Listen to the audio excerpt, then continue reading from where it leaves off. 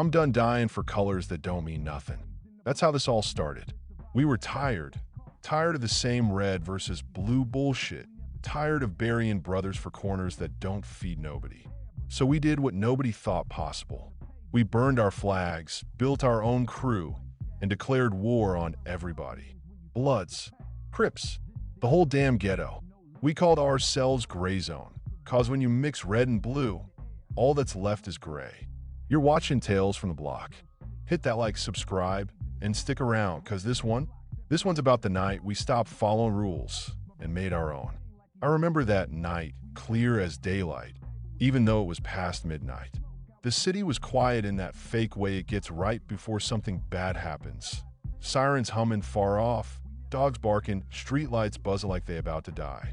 We were in an old basketball court behind a liquor store on 109th, where the backboards were cracked and half the fence hanging loose. There were 5 of us. Saint, who used to bang blood since he was 12, tall, light-skinned, red ink across his knuckles that he never bothered to cover. T-Ray, my boy from the Crips, fresh out, all muscle and attitude, still wearing the same blue hoodie he went in with. Lena, sharp eyes, black dreads pulled tight, pistol tucked under her gray bomber. She ran weight for both sides once, played the streets like chess. Dune, quiet type, scars up his forearms from the last shootout that took his little brother. And me, Tyron, 26, former Crip, still breathing, somehow. We stood around a trash barrel burning with rags, red and blue, twisting in the flame like they was alive. The smell of smoke and gas made my throat itch. Saint poked at the fire with a stick. So that's it? We just ghosts now. Nah, I told him. We something new. He laughed bitter. Ain't no new out here, bro. Just death wearing different colors. I looked at the flames. Red and blue melt in together into something ugly and gray. Exactly. That's what we are. Gray Zone. T-Ray shook his head. You trippin'. Ain't nobody surviving without a flag. You neutral, you food. Then let him try and eat, I said. We bite back. The silence after that was heavy. You could hear a bottle rolling somewhere in the dark. Then Lena spoke, voice low. If we do this, we can't go back. Neither side gonna forgive. I met her eyes. I stopped the skin for forgiveness the day I buried my brother. Back then, I still saw Drian's face every time I closed my eyes. He was my blood, literally, and he dyed wear red while I was wearing blue. We used to meet up behind the rec center when nobody was looking. 2 brothers on different sides of a stupid war. We'd talk about moving out one day, getting mom a real house somewhere quiet. But quiet don't exist out here. One night, they found him shot up between 2 sets fighting over dope money. Blue shells, red blood. Nobody even knew who pulled the trigger. I just remember kneeling in that alley, holding him while he bled out, whispering I was sorry. That's the moment the streets stopped mayonnaise something. After we burned the rags, we started meeting every other night in an abandoned auto shop on 111th. Oil stains on the floor, broken windows, graffiti crawling up the walls. It smelled like rust and ghosts. I draw plans in chalk on the hood of an old Impala. Circles for corners, arrows for supply routes. We hit both sides, I said. Small at first. Take their stashes, their money, their pride. Make him think each other doing it. Saint frowned. You want a war, tyrant? 'Cause this how you get a war. I nodded. We already in one. Might as well pick our own damn rules. T-Ray leaned back, grin crooked. Crazy-ass plan. I'm in. Dune just said, ain't nothing left to lose anyway. That's how it started. 5 ghosts trying to rewrite the code of the block. First move was a Crip trap house over on 112th. We rolled up at 2 in the morning, masks on, gloves tight. Lena drove a beat-up gray Cutlass we stole off some repo lot. She kept the engine humming while we slipped through the alley. Inside, 3 dudes playing dominoes, talking loud, guns on the table. They didn't even hear the door bust open till Saint yelled, down. We didn't kill nobody. Just made him stare down the barrels, took the cash, flipped the table, burned their flags in the sink. Before we dipped, I sprayed Gray Zone lives on the wall in silver paint. Next night, we hit a blood corner off 103rd. Same method. No bodies, just fear. We weren't out for money. We were out for message. By the third hit, both sides thought the other was behind it. Shootouts started popping off everywhere. Blue shooting red, red shooting blue. We watched it all from rooftops, smoking cheap blunts, Logan at the chaos. For the first time, I felt free. But freedom in the hood don't last long. 3 weeks in, Saint came storming into the shop, sweat on his face. They talking about a meetup, leaders from both sides, Bloods and Crips together. Only topic is us. I laughed, thought he was joking. Man, they've been beefing for decades. They ain't about to shake hands over us. He didn't smile. You started something bigger than we can handle, Ty. They tired of losing money. They saying gray zone's bad for business. That hit me hard. I'd wanted change, not extinction. Lena set down her gun, eyes locked on me. So what now, leader? We hit first, I said. Make an example. T-Ray slammed his fist against the hood. Against who? They everywhere. We find their meet spot, I told him. If they join forces, we done. But if we show them we ain't scared, maybe the rest start questioning what they dying for. It sounded brave. Maybe stupid. Maybe both. But they nodded. We spent the next week gathering info, running through alleys, breathing junkies, following whispers. Finally, Lena came back with the drop. An abandoned church near Alameda. Midnight Sunday. Leaders from both sides meeting to talk truce against us. We loaded up that night. Pistols, bats, gray rags around our faces. I could feel my pulse pounding like bass in my ears. Dune asked, "You sure about this, Ty?" I checked the clip on my Glock. Ain't sure about nothing, but we ain't turning back.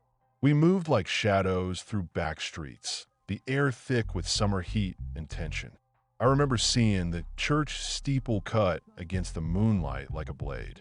Inside, voices echoing, maybe 10, 12 of them. Big names, men I used to call big homies. Saint whispered, "You really gonna smoke 'em all?" "Nah," I said. "We scare him. Let him know gray zone ain't no myth." We pushed the doors open slow. Creak loud enough to stop every word inside. All eyes turned. I stepped forward, gray hood up, bat resting on my shoulder. "Evening, gentlemen," I said. "Hope y'all discussing something worth dying for." Everything after that blurred into noise. Guns drawn, chairs crashing, somebody yelling, "Get him." Shots cracked, echo bouncing off stained glass. I dove behind a pew, with splint tearing over my head. Saint fired back twice, then shouted, "We got company." From the side door, more of them poured in. Red and blue mixed like a storm. We were outnumbered 5-1. Lena tossed smoke from her bag. Thick gray cloud flooding the church. Screams everywhere. In that chaos, we slipped out the back, running through the alley till our lungs burned. We piled into the Cutlass, tires screaming off the curb. My hand shook on the wheel. Saint yelled, "You said we wasn't going to kill nobody." "I didn't plan to," I shouted. But they made their choice. He stared at me, jaw tight. "Nah, you made it." The silence after that felt heavier than any gun I ever held. By dawn, word spread. Gray Zone had crashed the peace meet. 2 shot, 1 dead. Every set in South Central called open season on us. We became ghosts for real. No homes, no families, just alleys and shadows. The hood was on fire again, and this time we lit the match ourselves. Still, part of me felt proud, because for the first time, both sides were scared of the same thing, change. I thought maybe that fear could turn into something bigger, maybe freedom, maybe respect. But deep down, I knew the streets don't reward vision. They only feed on chaos. And we'd just given a feast. When the smoke cleared that night at the church, I thought we'd won something. Respect maybe. Fear, a name that carried weight. But what we really earned was a target on our backs. By sunrise, every block from Compton to Inglewood was talking about us. Gray Zone hit the peace meet. Gray Zone don't answer to no color. Some people said we was legends. Most said we was dead men walking. The streets move fast when blood's been spilled, even when you don't mean for it to go that far. By noon, both sets were already on the hunt. They called it the cleanup. We called it survival. We laid low for a few days, hid out in an abandoned duplex off Long Beach Avenue. The place had no power, just candles and silence. Saint sat by the window, pistol across his knees, eyes bloodshot from no sleep. Dune was pacing like a caged dog, checking through the blinds every 5 seconds. Lena was the only one who looked calm, cleaning her piece with slow, careful hands like it was therapy. T-Ray tried to keep the mood light, but even his jokes fell flat. "You know what they say," he muttered, rolling a cigarette. "If both sides after you, you must be doing something right." I didn't answer. I was thinking about what Saint said in the car, that I made the choice. And he was right.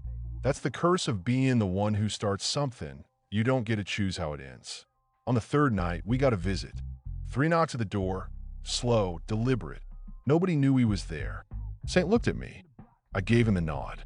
He cracked the door, gun hidden behind his leg. A young kid stood there, barely 16, hoodie too big, eyes wide with fear. I recognized him. Name was June. Used to run errands for one of the smaller sets near 105th. "Tyron," he whispered. "They talking about hitting your people. Your mama's place." My chest went tight. She still lived near Florence, still believed I was done with that life. If they went after her, I didn't even finish the thought. We packed in minutes. No words, just action. By the time we got near her street, it was already too late. Not fire, not cops, just silence. The kind that tells you something's gone wrong. Her door was busted open. Furniture scattered. No sign of her. Lena checked the rooms while I stood frozen in the doorway, feeling like the walls were closing in. All the noise in my head went quiet, replaced by a slow burn start in my chest. Saint came up behind me. "She gone." "Yeah," Lena said from the hall. "But there's no body. They took her." Those words hit harder than any bullet. The next hours blurred. We drove in circles, chasing whispers. Saint called every connect he had left, every neutral spot we could think of. Nothing. Then Dune found something. A message sprayed on the wall 2 blocks from her house.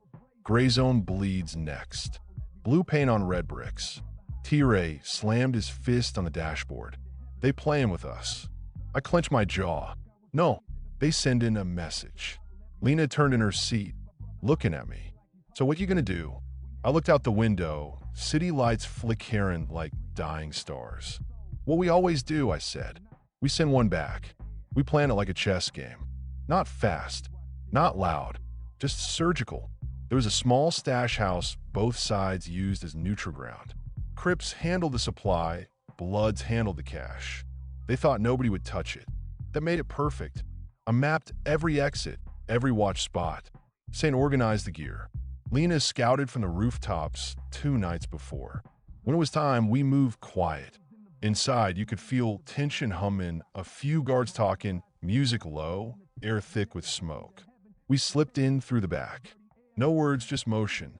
A scuffle, a shout, a few seconds of chaos muffled by walls. When we left, nobody followed. We didn't take the money. We took their peace of mind. Left a single mark on the wall, a gray skull with a crown. That hit changed everything. Now it wasn't just a rumor. It was a declaration. The city split down the middle. Half the streets, too scared to move. The other half, ready for war. Everywhere we went, eyes followed. We couldn't even buy gas without somebody staring. Word was, both gangs had put prices on our heads. Saint said, "We need to leave the city." I said, "And go where?" "There ain't nowhere else for people like us." He shook his head. "You still think this about changing the system? It's not. This the system eating itself."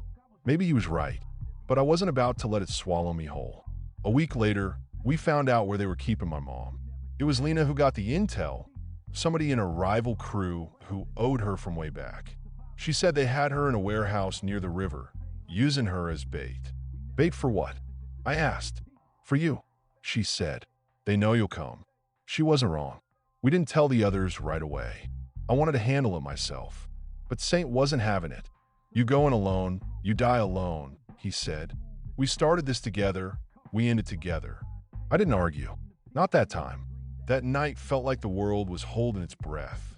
Gray clouds hung low, streetlights flicker and weak. We rolled in slow. 2 cars, no headlights. From the outside, the warehouse looked dead. Inside, it was anything but. Voices echoed. Shadows moved. And somewhere in the back, I heard her voice, muffled, scared but alive. I motioned for Saint to cover the side door. Lena took the far corner. We moved like ghosts through the dark.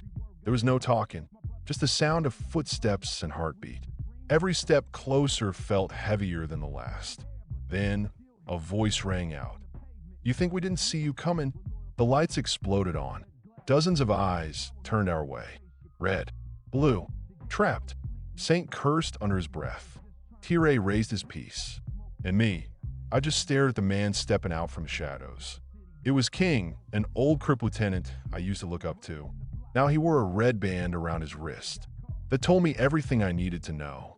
"Didn't think you'd fall this low," I said. He smiled cold. "Ain't about sides no more, tyrant. It's about power. And you broke the order." I looked past him. My mom sat tied to a chair, eyes wide with tears. That was all I needed to see. The rest. It was chaos. Shouts. Movement. Smoke. The kind of blur you only understand when it's over. When the silence finally came, half the lights were out, and the air stank of burnt rubber and sweat. I found her, shaken but alive. We got her out, but not everyone made it. Tire was down near the door, pale, breath shallow. He looked up at me, managed a weak smile. "Told you this was suicide." I knelt beside him, hands shaking. "Don't you dare quit on me." He just laughed once, quiet. "Guess. Gray zone ain't so gray no more." Then his eyes went still. We buried him in the empty lot behind the shop, under a sky that didn't care. No flags, no colors, just gray dirt and silence. Saint stood over the grave, jaw tight. "You still think this about change?" I didn't answer. I couldn't, because for the first time, I wasn't sure. All I knew was that the streets had taken another one of us, and I wasn't done fighting back. Lena looked at me. "So what now?" I looked out at the city lights, faint through the haze. "Now," I said, "we stop play defense." She frowned. "And start what?" "Bah." The word hung in the air like a curse. But maybe it was the only thing the streets ever understood. I walked away from the grave that night feeling lighter and heavier all at once. Lighter 'cause I'd made up my mind. Heavier 'cause I knew what it would cost. Saint called after me. "Tyrant, don't let revenge be all you got left." But I was already gone. That's the thing about fire. It don't care who started it. Once it's lit, all it knows is burn. And Gray Zone? We were about to set the whole city ablaze. I used to think noise meant power, that the louder the block got, the more control you had. But when the whole city starts screaming your name, it don't sound like victory. It sounds like warning sirens that never stop. For weeks, Gray Zone tags spread like wildfire. Every wall, every alley, painted over red and blue both. We thought we were ghosts. Turn out, we'd become targets everybody could see. By the time February hit, Compton was split 3 ways: Crips, Bloods, and us. Streets that once had rhythm now had rhythm and echo, the echo of footsteps following ours at night. The hood had gone from whispers to storms. One night, I'm sitting in the shop, eyes on the flickering light that never stopped buzzing. Tire's pacing, restless, his hoodie pulled low. Saint's outside talking with a crew of younger dudes who just joined us. Hungry kids, barely 18, already convinced Gray Zone was the future. Lena's cleaning the burner on the workbench, steady hands, quiet. She'd changed since the start, colder, sharper. We all had. "Ah," she said without looking up. "You hear about the meet over on 115th? I shook my head. "What meet?" "Bloods and Crips leaders. Word is they set in a side beef. Just for us." The wrench I was holding clanged against the floor. The noise felt louder than it should. "So that's real." She nodded. "Real as it gets. They calented a ceasefire. Not to make peace, to make war. You made enemies of both sides, Ty.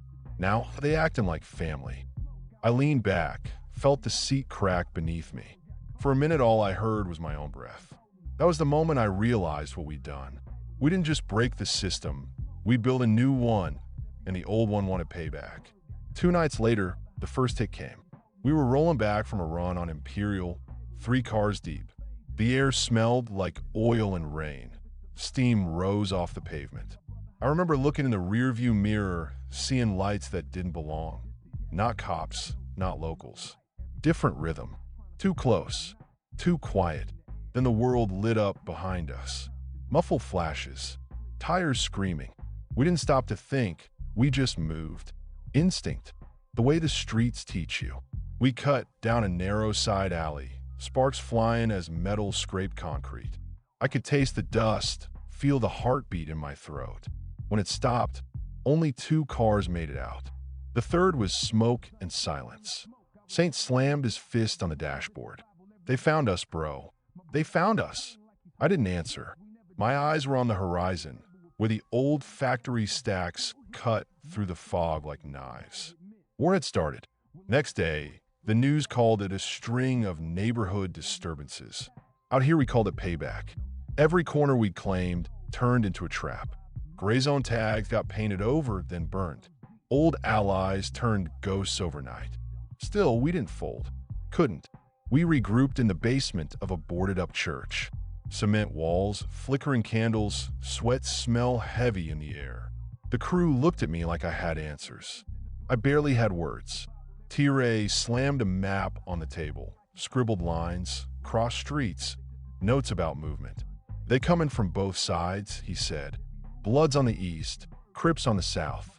We boxed in. Saint rubbed his forehead. So what we do, Ty? You started this, man. What's the move? I stared at that map until the lines blurred. Move first, I said finally. Hit where hurts. Make it loud enough they think twice before breathing our name again. The room went quiet, but I saw fire in their eyes. Not courage, not yet, but pride mixed with fear.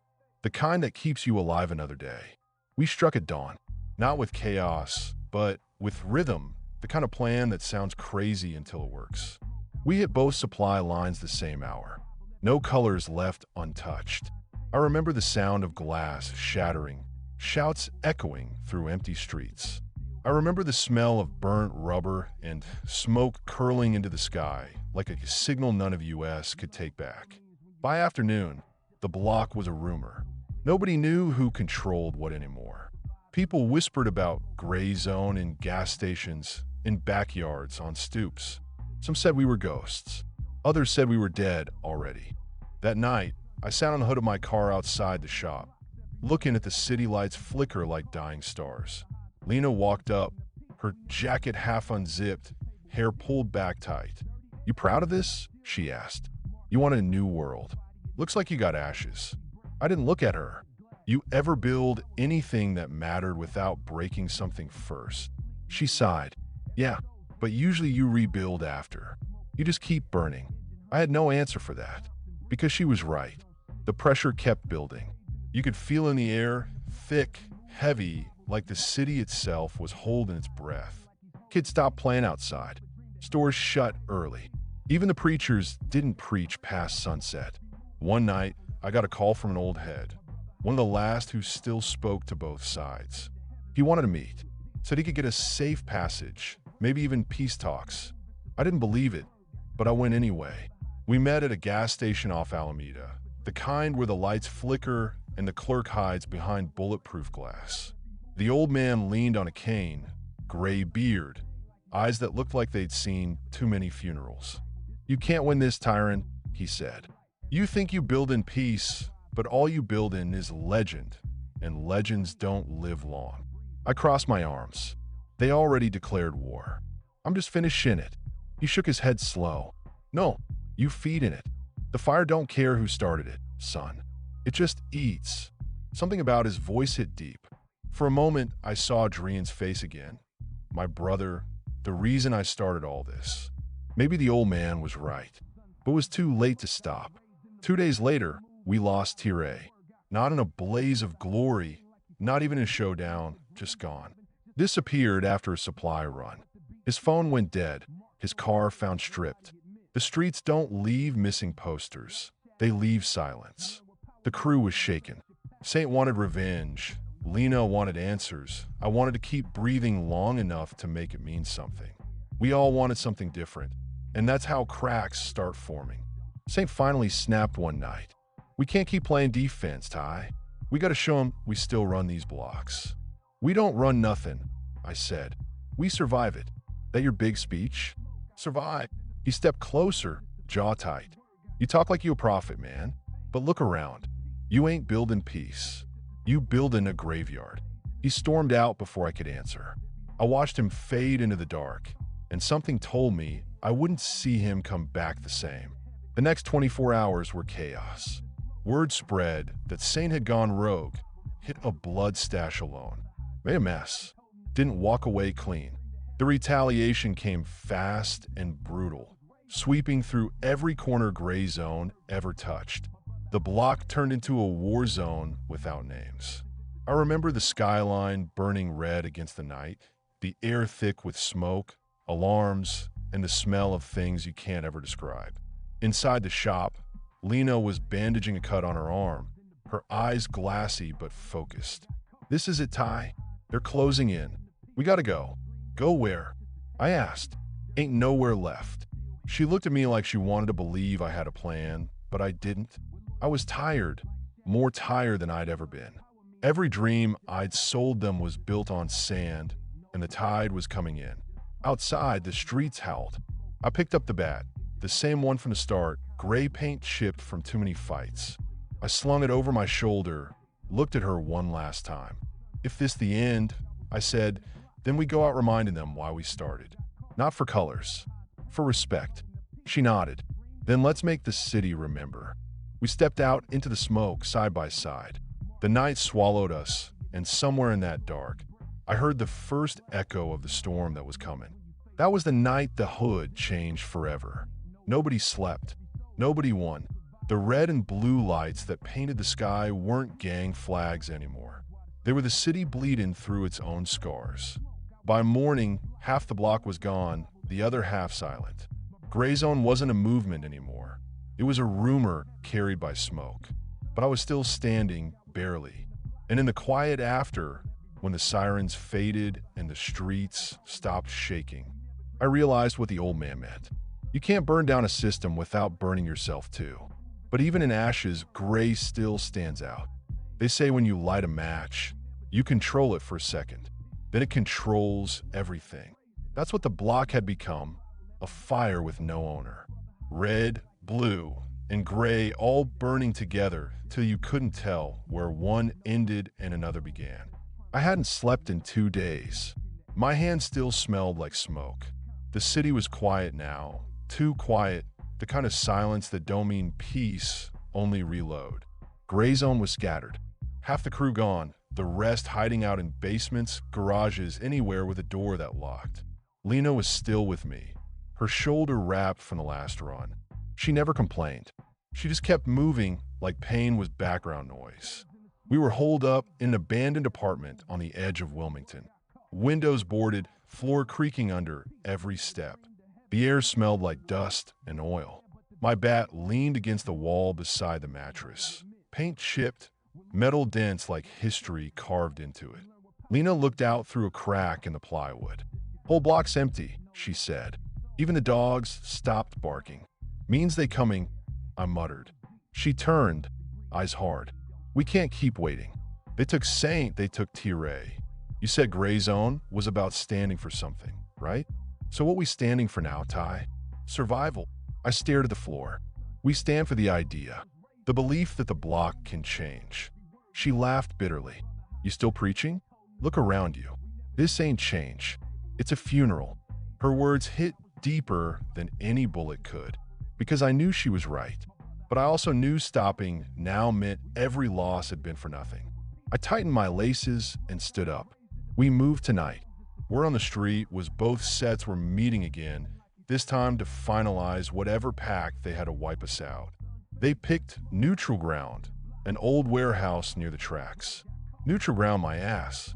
Neutral only meant nobody came out clean. We had maybe 8 people left, 8 against the city. But I wasn't thinking about numbers anymore. I was thinking about messages. Symbols. You don't win wars in the streets. You win them in the stories people tell after. We drove in silence, two beat-up sedans, headlights off till the last mile. The night was thick with fog, the kind that eats light and sound. You could hear trains groaning somewhere far away, dragging steel through smoke. When we pulled up, the warehouse loomed like a tomb. Windows broken, doors rusted shut except one. Cracked open, light flickering from inside. Lena loaded her piece, glanced at me. "You sure about this?" "Nah," I said, "but we here anyway." Inside smelled like oil and ghosts. Shadows moved in corners. You could feel eyes even before you saw faces. Red bandanas, blue caps, both sides waiting on the same signal. And in the middle, a long table with a single chair at the end. That chair was mine. I stepped out, hands empty, the room tense like a pulled trigger. A man in red spoke first. "You Tyron?" "Yeah." He nodded slow. "You the one calling yourself Gray Zone?" I didn't flinch. "We don't call ourselves nothing. We just stopped dying for colors." He leaned back, grinned sharp. "You done more than stop dying. You made us bleed." From the other side, a Crip OG spat on the floor. "Ain't no peace left while you breathin', boy." "Lena Wheatspa the..." I raised a hand. "You want to end it, fine. But understand this, we didn't start as enemies. We started as survivors. You built walls between brothers, and we just stopped climbing them." For a second, the room went quiet.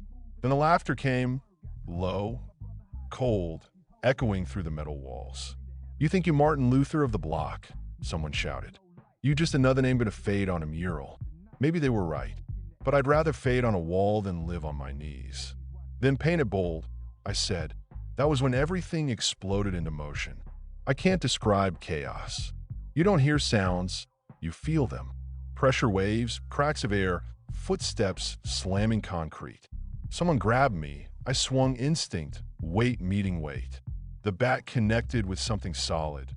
Maybe a wall, maybe a man, maybe both. Smoke from the flickering lights turned the place into fog. Shadows running. Shouting, glass breaking. You could taste metal in the air. Through it all, I saw Lena, moving fast, ducking behind pillars, eyes locked on me to make sure I was still standing. That small glance kept me from losing myself. When it ended, there was silence again, heavy, choking silence. I was on my knees, sweat and dust coating my skin. Shapes moved through the haze. Most gone, a few still breathing, crawling out. Lena limped toward me, face streaked, voice hoarse. "You alive?" "Think so." "Then we finish this." We dragged ourselves out into the open air. Dawn was breaking, sky bruised purple. Sirens far off again, always late, always after. The warehouse burned behind us, flames licking the fog, painting everything in gray. For the first time, the colors didn't matter. The smoke made everything one shade. Lena looked at it and whispered, "Gray Zone, huh? Guess it's real now." I nodded, throat tight. Cost more than I thought. We drove back through empty streets. Stores boarded, graffiti smeared, no kids, no music. Just wind and ash. It felt like the city itself was grieving. At the shop, what was left of our crew waited. 3 people, eyes hollow, nerves shot. They looked at me like I was supposed to have answers. But all I had was exhaustion. I dropped the bat on the table. "It's done." Dune's cousin, young kid named Rico, shook his head. "It's still out there, Ty. You think this ends 'cause one warehouse burns?" "It ends when people stop playing by their rules," I said. "If we gotta die to show that, so be it." He stared at me a long time. "You sound just like them." Maybe I did. Maybe revolution always turns into the thing it fights. That's what scared me most. Days blurred together after that. The war didn't stop, but it slowed, like everyone was too tired to keep hating at full speed. The news said nothing. Cops rolled through sometimes, but never asked questions. Just took pictures, then left. We kept moving spot to spot, sleeping in cars, abandoned houses, anywhere safe enough for a few hours. Each night quieter than the last. One morning, Lena woke me with a hand on my shoulder. Her eyes were different, not scared, not angry. Empty. I can't keep doing this, she said. There's nothing left to fight for. There's us, I said. She shook her head. Us are just ghosts now. And she walked out. Didn't look back. I didn't try to stop her. Some wars you fight alone, even when you started them with family. Weeks passed. The block healed the way the streets always do. New tags, new crews, old wounds buried under fresh ones. They talked about Gray Zone like a myth. Some said we were wiped out. Some said we moved to another city. Some said we never existed. I stayed hidden, blending into the same corners I used to rule. Watching, listening. The air felt different, still heavy but quieter. Maybe the lessons stuck. Maybe not. One night, I went back to the same court where it all began. The place we burned our colors. The fire pit was gone, weeds growing through cracks. The city hummed around me, same as ever. I sat down, bowed across my knees, and finally let the silence talk. We tried to build a world without flags. We built a storm instead. But storms clean the air, even if they destroy the ground first. A voice came from behind me. Thought you'd be dead by now. I turned. Saint, or what was left of him. Limping, scarred, eyes darker than the street itself. I didn't know whether to hug him or run. You made it, I said quietly. He smiled without joy. Barely. Been hiding since that night. Heard rumors you still breathing. Had to see for myself. He sat beside me, looking out over the cracked court. You think it worked? You think Gray Zone changed anything? I thought about Lena, about the bodies, the smoke, the silence that came after. Maybe not yet, I said, but maybe someday. He nodded. Someday's expensive. We sat there till sunrise, two ghosts watching light crawl over the hood. No colors, no flags, just gray everywhere. And for the first time, that color didn't mean confusion. It meant survival. That's the thing they never tell you about revolutions. You don't win them. You just live long enough for somebody else to understand why you started. When the first kids start wearing gray hoodies, not red or blue, I don't stop them. I just watch, because maybe that's how it really begins, not with noise, but with quiet. And if the city ever remembers my name, I hope it remembers the message too. You can burn every color, but gray still rises from the smoke. I ain't slept right in weeks. My dreams be full of sirens, smoke, and that sound a metal bat makes when it hits bone, echoing over and over like it's carved into my head. After that night at the bridge, the world shifted. The old rules, the old fear, all that collapsed. The block turned into something different, something we created but couldn't control. The Grayline started out as a rebellion, a movement, but what we built became a storm, and now it was swallowing us whole. I used to wake up hearing kids playing outside. Now it was just quiet. People moved different, heads low, eyes darting. Everyone waiting to see what came next. That morning, I was sitting on the porch of the trap house we took over on Elm Street. Sky was pale gray, and the street looked like it had been drained of color. My bat leaned against the wall next to me, chipped and stained from everything that came before. Tino came out, hoodie half zipped, a blunt hanging from his lip. He looked older than he was, dark circles under his eyes, his hands shaking when he lit up. Yo, he said, sitting next to me. Heard word on the street. Crenshaw Crips and a few blood sets linking up. They saying they tired of this Grayline, SHD. I didn't look at him, just stared at the cracked pavement, where rain from last night pooled in the potholes. Let him link, I said quietly. We started this to show him none of that matters no more. Blue, red, same poison. Yeah, but now they think we the poison, he said. They talking about cleaning the streets of us. That made me laugh, but came out dry. Ain't that funny? We try to clean it first. Tino flicked ash off the porch. You still think we did the right thing? I didn't answer. He kept talking. Back when it started, we was trying to build something.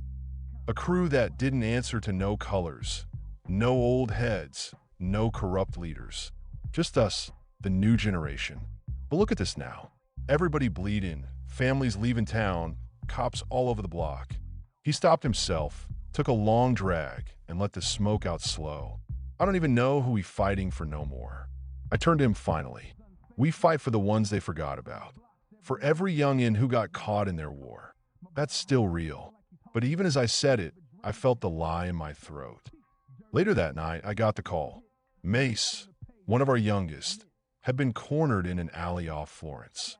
Word was a Crip and a Blood crew finally teamed up and ambushed him. By the time our boys got there, it was too late. When I got to the scene, it was already taped off.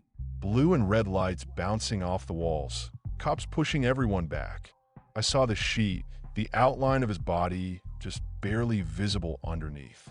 Something inside me cracked. Not like rage, not like grief, something colder. A kind of emptiness that swallowed everything else. I looked at the cop standing guard, his face blank like it was just another night. Then I looked at the blood pooling near the drain, and for a moment I saw all of us in it. Every set, every block drowning in the same mess we made. Tino pulled up behind me, breathing hard. Damn, man, he whispered. They really starting a war now. Nah, I said quietly. We finish in one. 2 days later, the whole Grayline met in an abandoned church we used as a base. Paint peeled off the walls. Candles flickered across the altar. It felt like standing in the middle of a ghost story. Every man in that room had lost someone. Faces hard, eyes low. I walked to the front, the bat in my hand, and they all went silent. You know why we here? I said. They think they can erase us. But they wrong. We ain't going nowhere. We came from the same dirt they did, but we saw through it. We saw the truth. These colors, these old wars, they keeping us slaves. We tried to free the streets, and now they scared of it. A few heads nodded, some fists clenched. They think we weak, cause we broke tradition. Cause we said F, the red and blue. But we showed him something stronger. We showed him unity. That's what they fear most. Tino stepped up beside me, voice loud and cracked. So what we do, Rel? I looked around. Faces glowing in candlelight. Shadows dancing on cracked walls. We end it, I said. Once and for all. The plan came together over the next few days. Not to fight, not like before, but to make a statement so loud it couldn't be ignored. We weren't going to keep the war going. We were going to shut it down, even if it meant burning out ourselves. We chose the old rail yard, a place that once divided territories. Crips on one side, Bloods on the other. We'd call them all out. One last stand. When the night came, the air was thick with fog and smoke from burning trash cans. I stood in the middle of that yard, Grayline colors wrapped around my shoulders, dark gray hoodie with a logo we made stitched on the back, a broken chain link painted over it. One by one, figures emerged from the shadows. Reds on one side, blues on the other. The air buzzed with tension, decades of hate, history, loss. Tino stood beside me, whispering, "You sure about this, bro?" I nodded. Ain't no going back now. When the two sides finally faced each other, I stepped forward, voice echoing across the yard. "Look around you," I said. "Look what y'all defending. These colors, these blocks, what they ever give you. Pain? Graves? Prison cells?" No one answered, just stared, hands twitching, eyes cold. "You think we enemies," I said, "but we all the same. The only ones eating off this are the ones who keep us at war." A Crip leader I knew, Smoke, took a step forward. "You taught peace, Rel, but every piece cost blood. Yours or ours." I met his eyes. "Then let me mine." I dropped my bat and spread my arms. Everything froze. You could feel the confusion ripple through the crowd. Tino shouted, "Yo, what you doing?" I didn't move, just looked at both sides. If this all ends with me, then so be it. But this cycle ends tonight. For a moment, nobody spoke, just the sound of wind and distant sirens. Then something shifted. One by one, weapons lowered. Not all, but enough. The tension cracked like ice breaking under weight. Then I heard the first shot. Everything after that turned to chaos. People running, shouting, smoke filling the air. Someone screamed Tino's name. I dropped to the ground, felt heat graze past my arm. Couldn't tell who shot first or why. All I knew was the dream was over. When I got up, the yard was a war zone. Flames flickering off twisted metal, gray smoke swirling with red and blue lights as cops rolled in. I couldn't find Tino. I couldn't find anyone. Just noise. So much noise, like the world itself was breaking apart. I woke up in a hospital 2 days later. White lights, beeping monitors, my body wrapped in bandages, my head heavy with morphine and guilt. The nurse said I was lucky, said somebody found me bleeding out behind a dumpster, left for dead. I asked about the others, Tino, the Grayline. She just shook her head. When I finally got discharged, I walked out into a city that felt unfamiliar. Murals of faces covered walls, some I recognized, some I didn't. Flowers on corners. The block looked quieter than ever. The Grayline was gone. Some got locked up. Some disappeared. Some buried. But I kept walking. Through the alleys, past the graffiti that told our story.